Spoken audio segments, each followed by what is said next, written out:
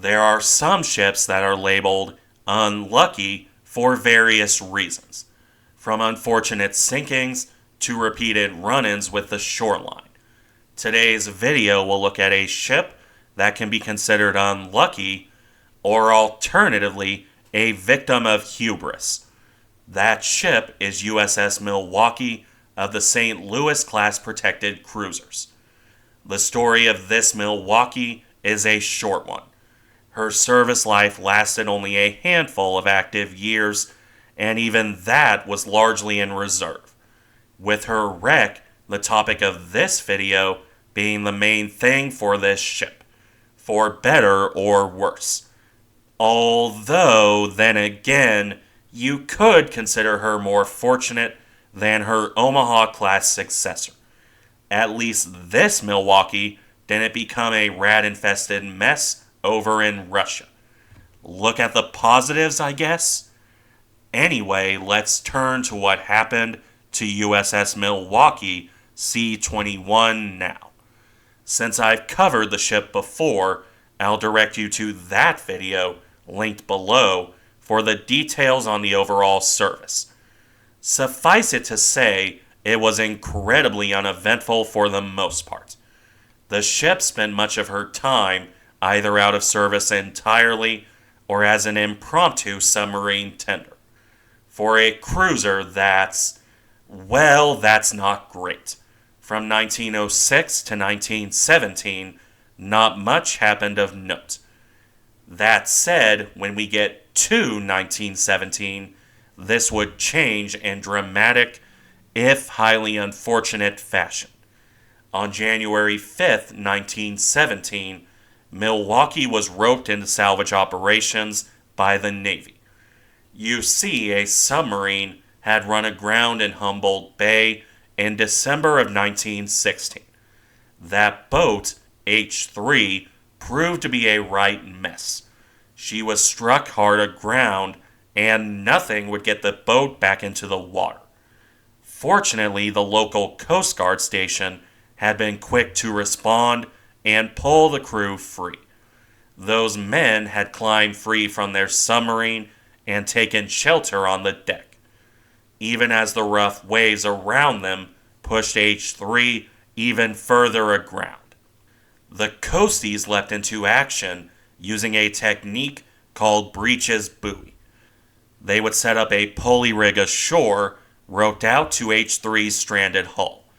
A life ring would then be used to carry the men from the submarine back to shore and safety.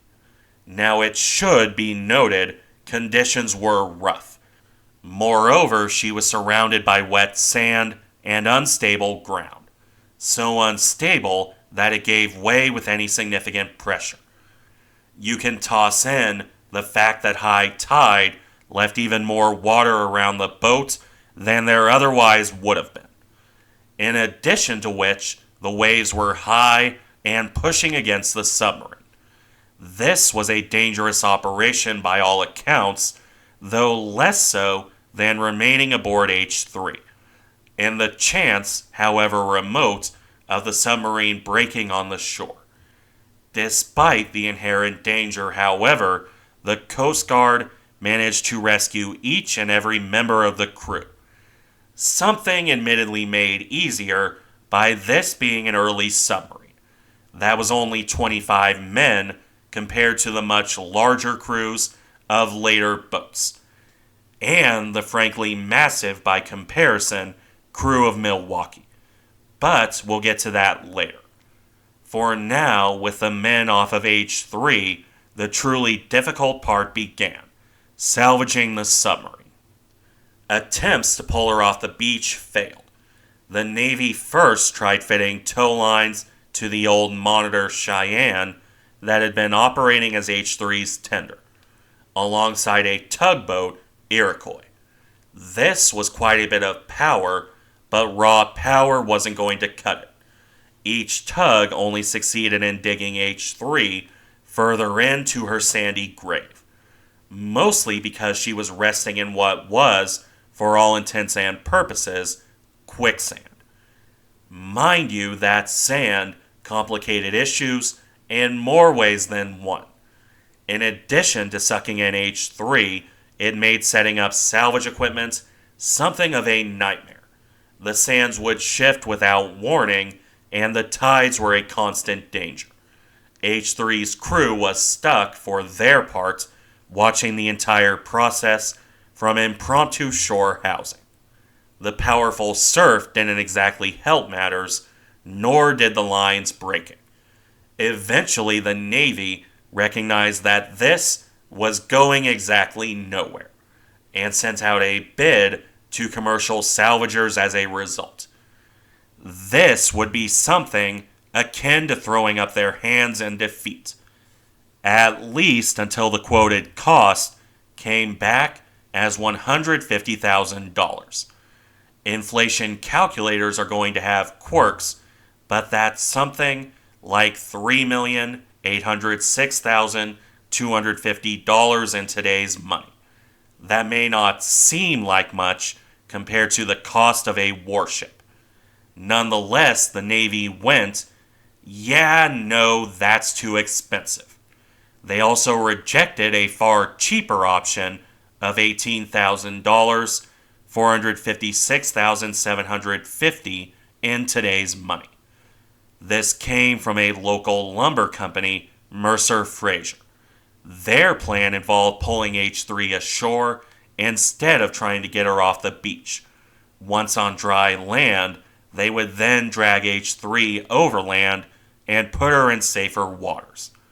The Navy rejected this as unrealistic. Keep that in mind for later. In the event, the Navy was desperate to get H-3 free. The beach submarine was becoming something of a publicity nightmare. Curious locals and various other observers watched the failed attempts to get her free, and the Navy was under immense pressure to come up with a solution after the commercial bids were rejected. As a result, USS Milwaukee called in. The cruiser was available and had, in theory, enough horsepower for this job. However, this was done in spite of the Navy lacking real salvage experience of this nature, or for that matter, specialized equipment. Not to mention that Milwaukee was, by no definition, a tug or salvage boat. Local sailors basically told the Navy up front, this was a terrible idea and do not do it. I'm pretty sure you can guess exactly where this is going. Or you've watched my previous video on the topic, that too. Milwaukee arrived on January 12, 1917, under the command of Lieutenant William Newton, with salvage preparations underway by that evening. Unfortunately, it wouldn't take long for things to go wrong as the night progressed. One of the restraining lines to keep Milwaukee from running aground broke in the fog and darkness. This had been tied to the monitor Cheyenne, and when it snapped, the current quickly caught Milwaukee. To the Navy's credit, the tug Iroquois, which had previously helped Cheyenne, tried to help Milwaukee.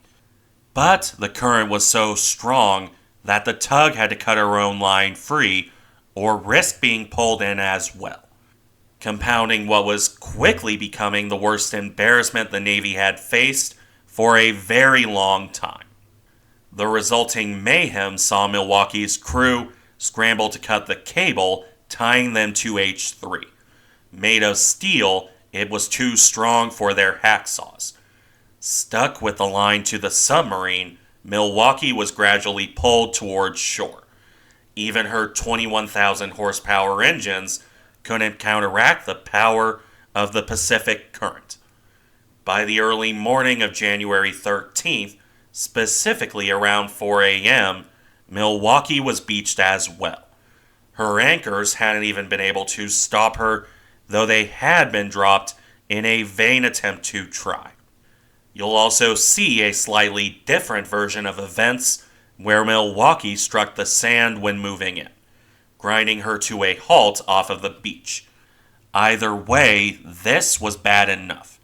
However, to make matters worse, the powerful waves continued to pound the cruiser.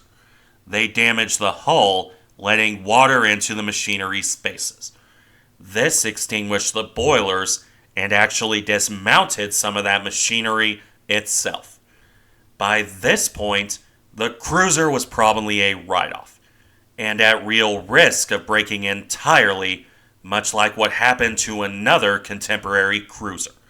The larger USS Memphis wrecked off Santo Domingo.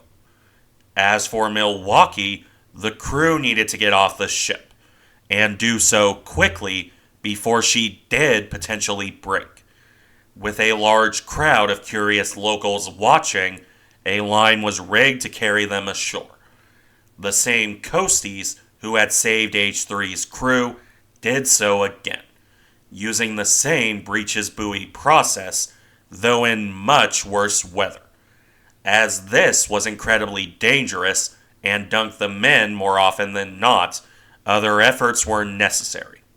Some of the locals volunteered at this point and took surf boats out. They did, after all, know the area best. With all this work, by the evening of the 13th, the crew was off the stricken cruiser, with no lives lost in the process, and relatively few injuries as well, making this rescue operation a success in a string of embarrassing failures. That was, after all, a total of 438 men, 421 sailors, and 17 officers. Milwaukee, meanwhile, was left in place. Attempts to salvage her failed, so the Navy eventually resigned itself to just pulling off valuable equipment instead, with the cruiser formally decommissioned on March 6, 1917. Any attempt to pull her off the beach was seen as pointless. The surf had, again in common with Memphis, already wrecked the hull.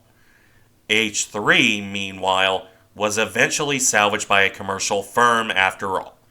Mercer Fraser were able to attempt their innovative plan, allowing H-3 to be transported over land on massive log rollers.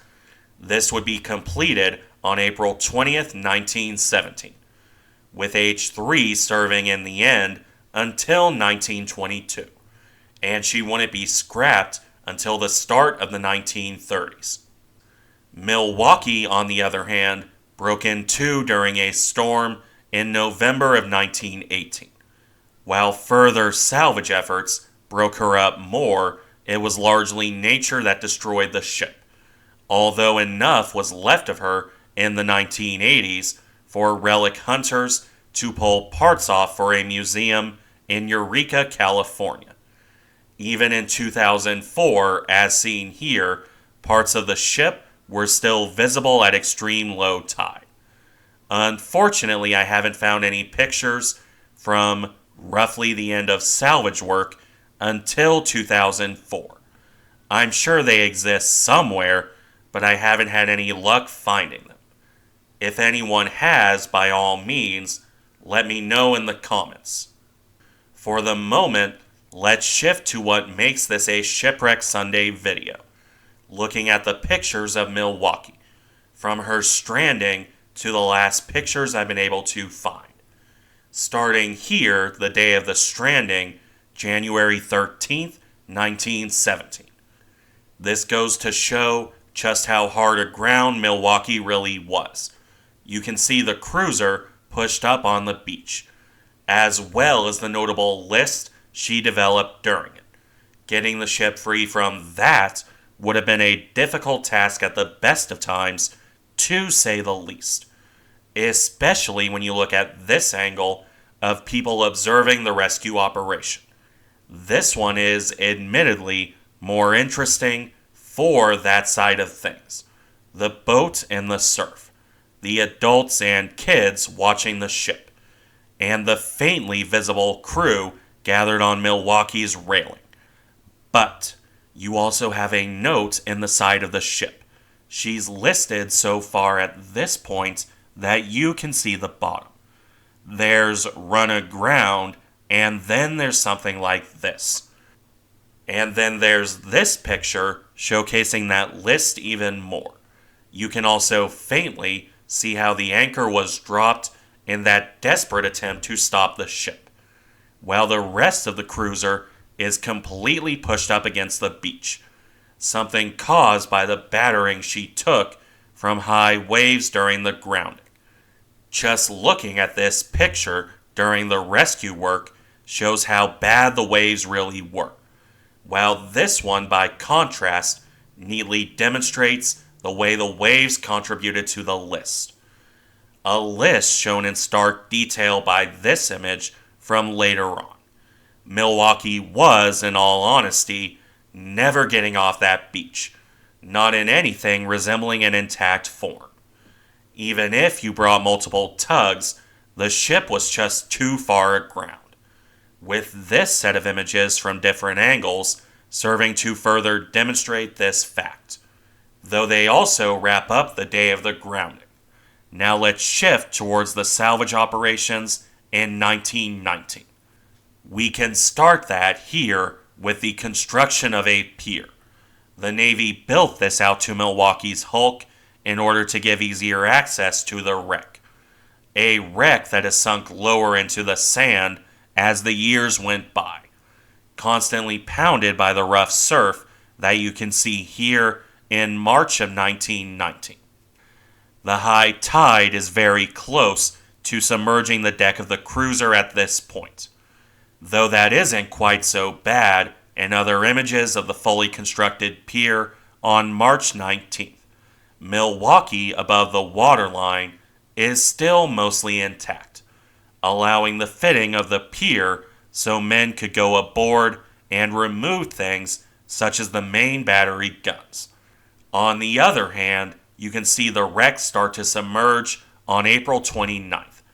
Water has crested over the deck, leaving half of it beneath the waves. This would have been bad enough if the ship were still intact. It would show her sinking even deeper into the bottom and further away from any sort of salvage work. However, there's a reason the water level is so high, be it looking at the end here, or amidships here. While the ship did sink into the bottom, and that would raise the water level, it wasn't the only issue. Not by a long shot. As I noted before, Milwaukee broke in a storm late in 1918, though the ship remained mostly together into the early salvage. Regardless, we have that break in stark detail here, right next to one of the casements, though that gun had been removed during the salvage work. A good thing, considering how the hull broke right next to it.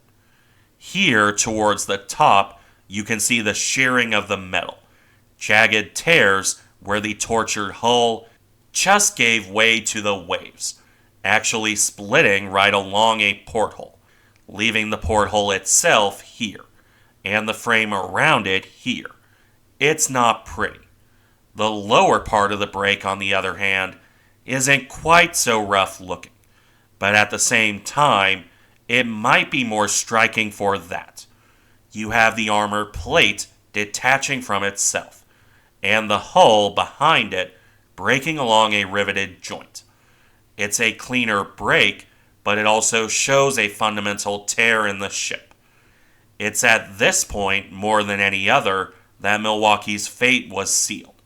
Yes, the ship was never going to leave that beach, but once this happened, well, nothing was going to save her.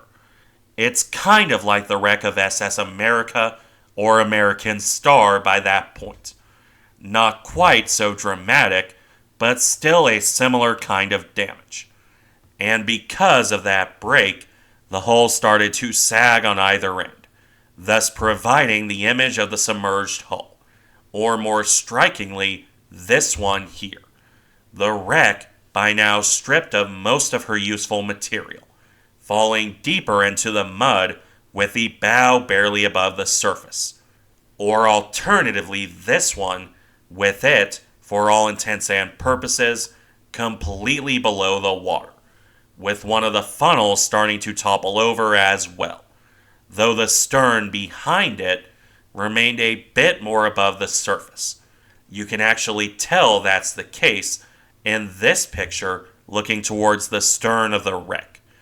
The empty gun positions are there, and the stern is a bit higher up than the bow. Although that wouldn't last as time went on. Here, the wreck continues to sag down. And here, though I'm not exactly sure when this was taken, much of the ship is gone, either buried in the mud or cut away during the scrapping. Only the masts and one lonely funnel remain of the upper works. You can even see where they cut away the gun position here. Much of the wreck above the mud would be removed in this process, eventually leaving just the scattered steel you can see in the 2004 picture. So far as I know, those remnants are still there, sometimes exposed at low tide. A sad end, to be sure, though not a surprising one. The Navy was arrogant and assumed they could solve the problem of H-3 themselves. Milwaukee would pay the price for this, and we can only be thankful that none of the crew paid with their lives. Thank you for watching. Remember to like, comment, and subscribe if you enjoy the content, and I'll see you in the next one.